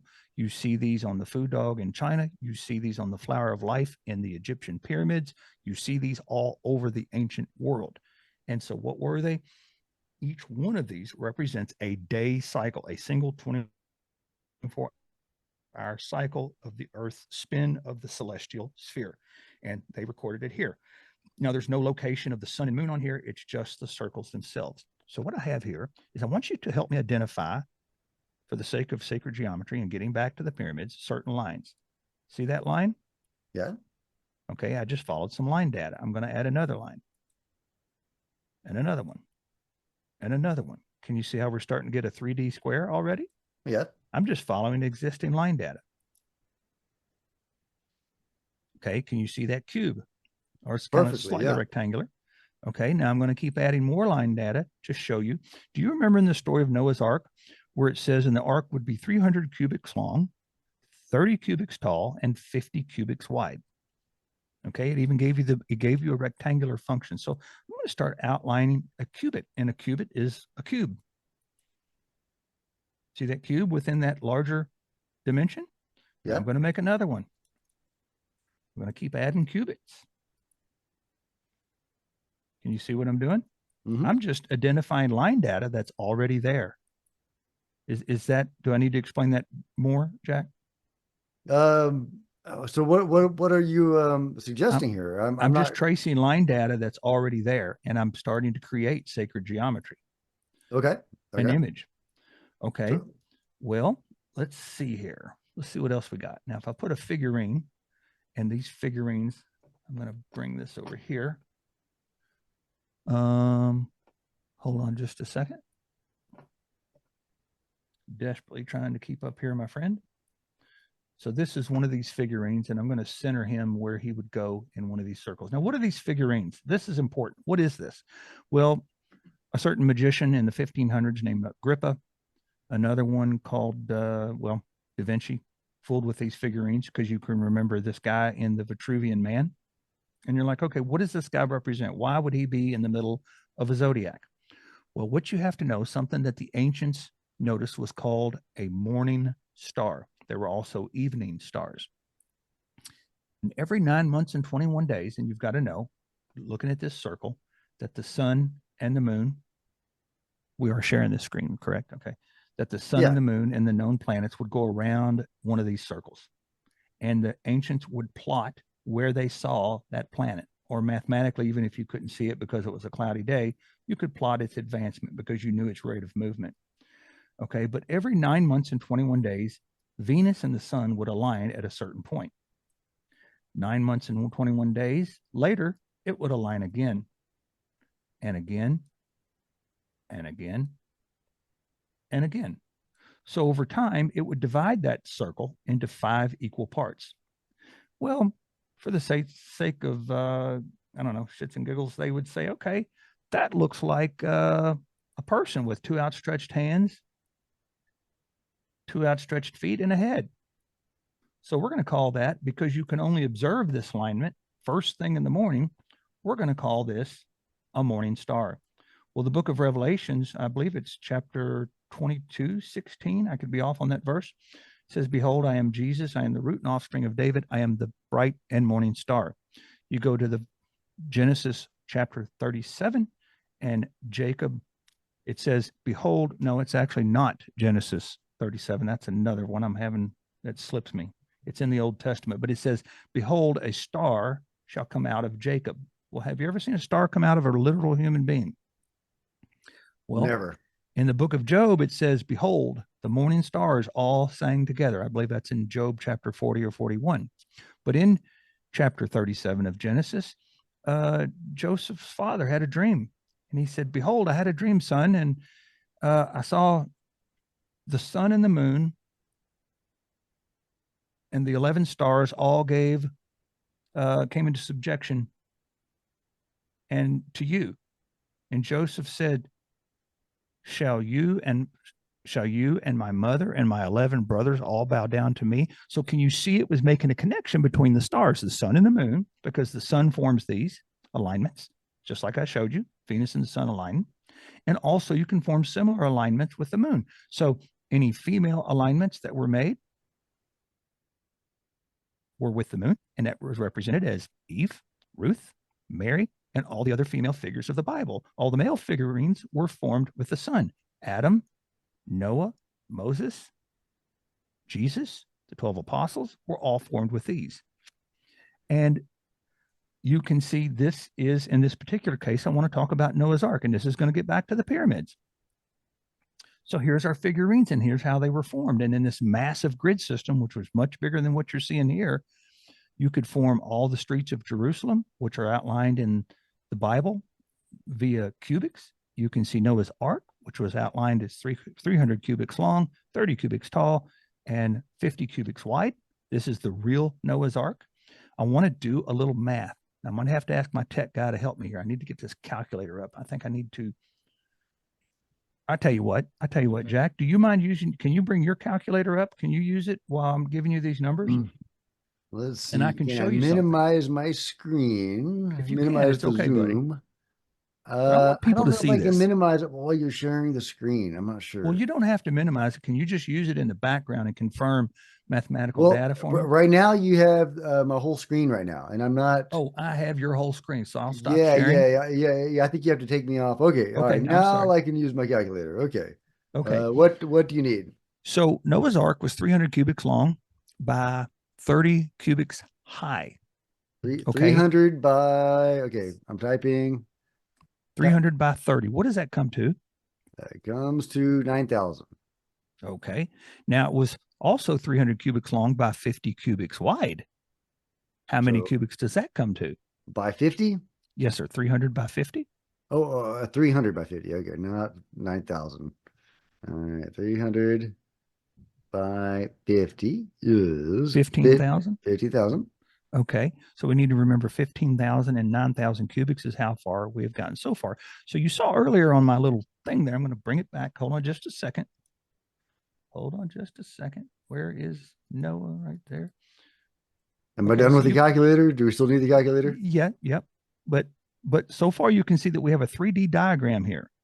Not nearly as big as Noah's Ark because you only see like 20 cubics in this thing. But if you were to make it bigger and extend it, you can imagine it as a 3D. So on the top, we've got 15,000 cubics. On the side, we've got the 30. If you pretend here a little bit, you've got the 9,000 cubics. Now on the front, you would have another of this 3D diagram. You would have a 30 by 50 measurement. So what is 30 by 50?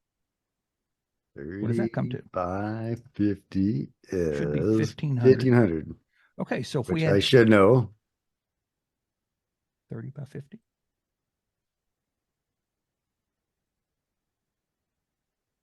are you there? Yeah, I'm here. Okay, yeah, it should come to 1,500. So if we add 15,000 plus 9,000 plus 1,500, we now have a total of 25,500 total cubics represented in the story of Noah's Ark. So my pretext is that this was mathematical data that was left for us. I'm just going to show you, for the sake of the pyramids, how much mathematical data it is. And I'm not trying to lose people. I hope you people record this and replay it over and over until you get it. So we had 25,500 cubics, and they're talking about axial realignment. Do you know how many years it takes Earth's axis at our present tilt to make one cycle? It takes 25,920 years. That's damn near what we're talking about here, which is 25,500 cubics. So let's say I'm crazy and I'm just making stuff up. Well, I didn't make up the dimensions of Noah's Ark, and I didn't make up how many years it takes us to make one axial revolution, right? But remember, in Noah's Ark, you came into safety. Remember, there was a safety net if you got in the ark, right? And the ark now is 25,500 cubics, or if we want to pretend for a second, 25,500 years. Yeah, So take, do you still need to share your screen? I do not. Let me get that off there. I'm Okay. sorry. I'm sorry.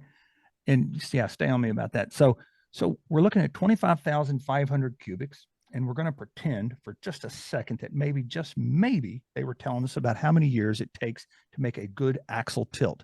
So what I want you to do, please, on your calculator, please, sir, please, you would help me infinitely if you could just see me through this to get to why we're talking about pyramids.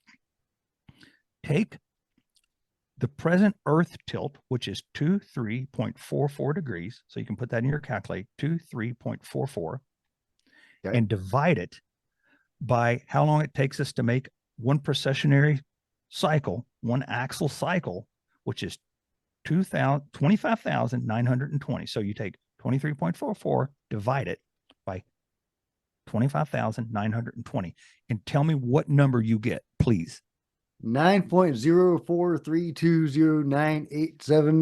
9.0432098765431. It's a crazy number, isn't it? Yeah. That is called a constant because it gives us a constant of axial movement, a rate of movement. That's the number that you've got. Now do me a favor. Now take that number and times what Noah's Ark says, which is 25,500, and tell me what axial tilt it gives you. 25,900? No, 25,500. 500. Okay. Okay. You get 93.06. Oh, That it wrong? something's off. Let's start again. Okay. Okay. And you can edit this out if you need to. 23.44. hang on. Okay. 2, 23.44. That is our present. 23.44. That's our present axial tilt divided by the present axial timeline, which is 25,920. I'm going to do this too on this end, make sure I'm telling you right here. Okay. And then do what? Okay. You came up with that weird number, 9 something. Mm-hmm. Okay. Now I want you to times that number without hitting anything. Just hit the times button times 25,500. 25,500. Yes. It Okay, should come to I'm 20. getting 23.060185. Exactly. Yeah. Exactly what you're getting. 23.06. That's an indicated new axial tilt. So if in fact Noah's Ark is telling about us a timeline, now why would Noah's Ark be telling us about axial tilt timeline? Well, we know the sun and the moon affect Earth's axial tilt. Let me point out something.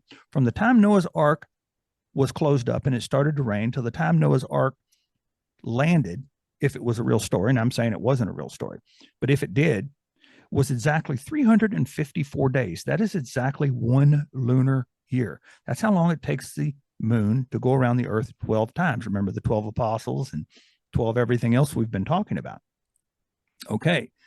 So from the time it landed on Mount Ararat, supposedly, to the time that the animals were let out and the whole ordeal was over, was another 11 days, which comes to 365 days. So that's a solar year. So we already know it's telling us about lunar and solar alignments just by that. And see, they hid that information in there, knowing most people couldn't read or write back then. And most people would not think that far into it. And there was no reason to tell them. So they just made it sound like a literal story. On another episode, I will show you how the animals went in by 2s and 7. I will show you who Noah is, who his wife is, how his 3 sons were, and who his 3 sons' wives were. I can show you all that and who the animals were. I can show you everything because it's all part of the celestial sphere. They weren't real animals. They were constellations. They weren't real people. They were these figurines. Okay, now we're not done. How does it tie into the pyramids? Have you ever heard of the Pyramid of Kukulkan in central Mexico? Yes. Okay. And it's got the 2 serpents. Again, there's our serpent. Remember earlier? At the center of the axial tilt is the serpent. Well, here's Kukulkan again. Okay. There is 4 sets of steps on the Pyramid of Kukulkan, or El Castel, or whatever you want to call it. There's got like 3 different names. And each one of those sets of steps is 91 in number. There's 4 sets of steps. 91 times 4 is 364, plus the top step is 365, just like Noah's Ark. Here we are again at 365. We're talking about solar years and alignments. And you know, most pyramids, like the Giza pyramids, are oriented towards the north-south axis of the Earth and east-west. But not Kukulkan. Kukulkan is tilted. This pyramid is off-center, off-axis. And guess what the tilt Kukulkan is? Guess how many degrees off it is? 23.06 degrees, just like Noah's Ark. Don't tell fascinating. Me. That is fascinating. Don't tell me they didn't know. You can go on Google Earth right now. If you don't believe me, go on Google Earth right now, find the Pyramid of El Castel, do a north-south axis alignment with the measuring device on Google Earth, and it comes to exactly 23.06 degrees, just like Noah's Ark. So what they were telling us is there is something really good about an axial tilt that gets down to 23.06 degrees. What was it? Well, what does El Castel do? It on the equinoxes, when the most aurora comes in naturally anyway, during the course of a year, you see the shadow trick of the serpent coming down. Mm-hmm. Yeah, I love that. Serpent that. is grounded. Yeah. So they're giving us the information. They're giving it to us in code, but they also gave it to us in a deeply mathematical form. Noah's Ark shows solar and lunar alignments. It shows us the new axial tilt. It gives us the exact number of days in the form of degrees. It doesn't say it's days. It says it's degrees. But you have to know the code. This is what they do. Fascinating, Daniel. That is amazing. Okay, so why did they build the pyramid? Surely not just to teach us about, this geometry, the sacred geometry, or the tilt of the Earth. Do you think that was the reason they built the pyramids? Well, I think they had a dual purpose: kill 2 birds with 1 stone, as we say. I think one, it's hard to tear a pyramid up. You can do it. but even, the Giza pyramids were tore up by the Muslims to build buildings in Cairo and elsewhere. And it's just like, why would you do that? But you know what? Even with all the material they stole off the pyramids, the basic record is still there. It's hard to tear them up. So it's a permanent record because, again, they knew the day was coming. We would figure this out. They knew it would happen. And when it did, they'd say, like, see, we knew. And we tried to tell you. You couldn't understand. None of you could understand. I couldn't understand. None of us could understand. But the day will come. And when you're ready, you'll figure this out and you'll know it's time. So that was one reason. The Time other for what? reason, Time for what? What can we do with this information? get ready. Hang on, because it's coming. This is the flood. This is the Do we need flood. to It's get not a in a flood of cave rain. and do some rock art? What do we need to do? Are there any Just steps we should take, it's or any? it is the final hope. It is the final, in my opinion, and I know this is out in left field. In my opinion, it is the final hope for humanity. And the fact that NASA can say more radiation is coming in, the fact that my Admiral pilot friend said, yes, the aurora is coming farther south, it is increasing. The fact that Chernobyl has pointed out that radiation can adapt your DNA for the better is a hope. And the fact that the ancients gave us this data says that it's knocking on your door. It's almost here. Hang on. It's going to be a tough time, but it's going to be okay. All right, It's hang going to on, be guys. wonderful. Hang on.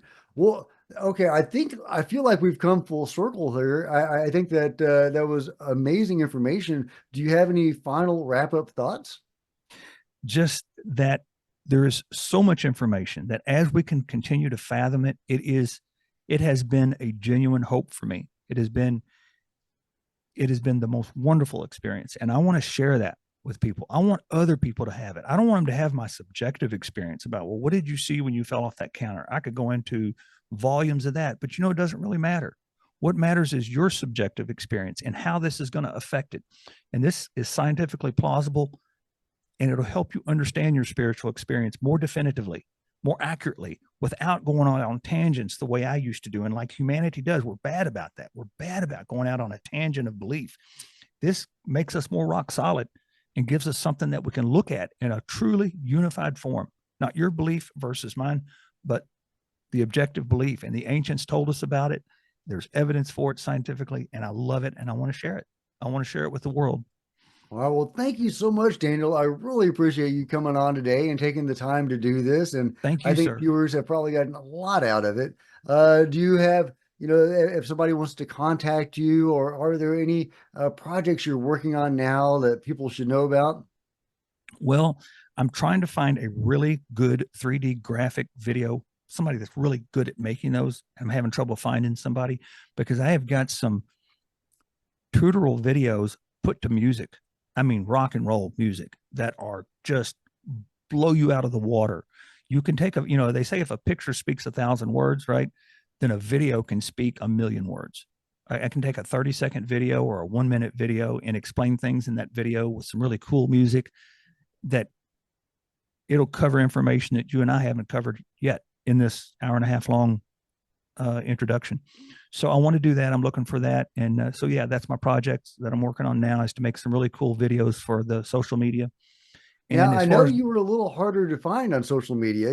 Sherry, had to write you a letter. Are you active on social media? Is that a good way for people to contact you? I'm not, but my old buddy Zane sitting across from me here is going to help me correct that. Hopefully we can work something out and get this corrected. He's going to get me on social media and keep me updated. And if you know any good 3D graphic video people that would want to put some videos together, hey, head of my way. And as far as getting in touch, maybe we can work something out. I would really like to be able to contact people and be able to, answer emails or something, or social media on some level. And so, yes, I'm totally excited and interested in doing that. And we'll get back to you on that if that's okay. Absolutely, absolutely. But Well, thank say that you again. so much for what allowing me to do this. I really appreciate Oh, what you've done. no problem, Daniel. I really appreciate your time, and thank you, Sherry, for Thank you, hooking me and Sherry. Daniel up. I really appreciate it. And everybody, I'm going to link to Daniel's book below, so go grab that, and hopefully we can have him again sometime. So Wonderful. I let would me know love it. what. Yeah. So let me know what you think about all that, and everybody give Daniel a big thank you for spending his time educating us on these fascinating topics. And if you've enjoyed this video, please give me a big thumbs up. I sure would appreciate it. Smash the subscribe button and all that good stuff. See you next time. This is Jack with Cosmic Road, signing out.